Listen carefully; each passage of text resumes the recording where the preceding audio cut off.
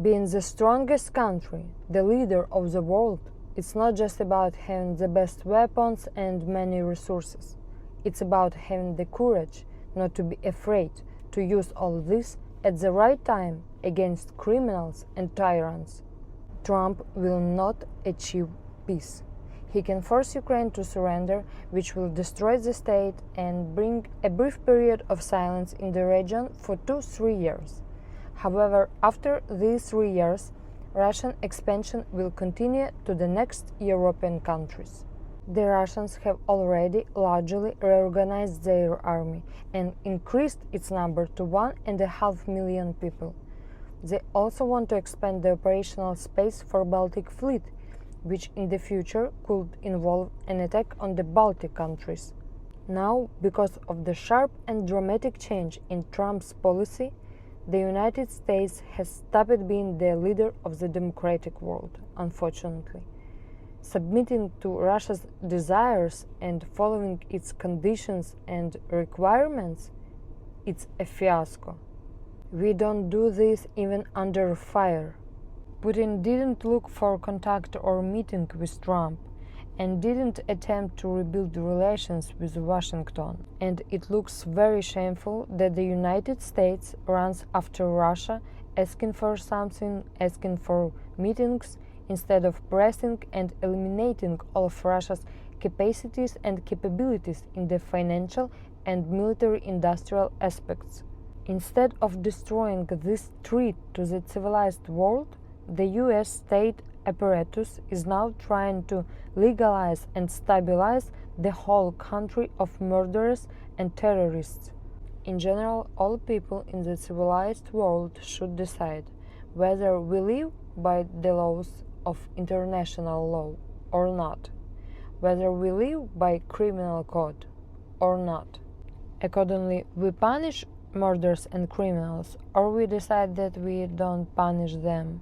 If you like content, you can support this channel with PayPal or other options. It will be very nice for me, and don't forget to subscribe to this channel. It's not the position of a leader to engage in a friendly dialogue and establishing friendly relations with a dictatorial criminal regime that in real time, right now, is conducting repression, torture, rape and murder of Ukrainians, and which started a full-scale war in Europe. So especially it's not the position of the leader of the democratic world. Blessing the people of Russia who actually fully support the murders of Ukrainians is beyond reality and adequacy. At present, the Trump administration is considering only Moscow's conditions and requirements. No one even talks about pressuring or coercing Russia to end the war. But it's so easy to pressure Ukraine in this situation. And now, in the negotiation, the victim is being acquitted with the attacker. Using phrases from Moscow's narratives by US statesmen is also very dangerous. The attack on Ukraine was not due to the threat of NATO expansion. They have attacked us every century, just every century for almost 1,000 years. Since the time when NATO did not exist, Moscow attacked Ukraine and other neighboring countries while trying to build their ugly empire. This is a strange and painful blindness of the United States for a long time about the essence of Russia. The United States actively tried to prevent the collapse of the USSR in 1980s and early 1990s through various political and diplomatic steps, thinking that it would support some bizarre strategic balance in the world. Then the United States helped Russia economically and humanitarianly in the 1990s. After Putin came to power, the US underestimated the danger of his policies and intentions.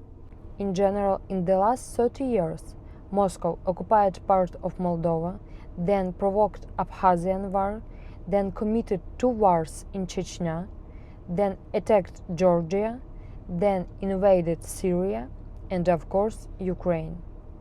And now, after the Russians committed the global terrorist act and solving the Great War in Europe, the Trump administration is trying to make friends with Russia. I don't know if this is a strong influence of Russian propaganda or some great naivety, but the consequences of this on the world could be catastrophic. If for the ratings they show the cessation of hostilities at the cost of destroying of Ukrainian statehood, it will open the road to the occupation the rest of Europe. That's what we will get in the end. We don't need peace at the cost of losing our state, our land. We are fighting for our independence. We need justice.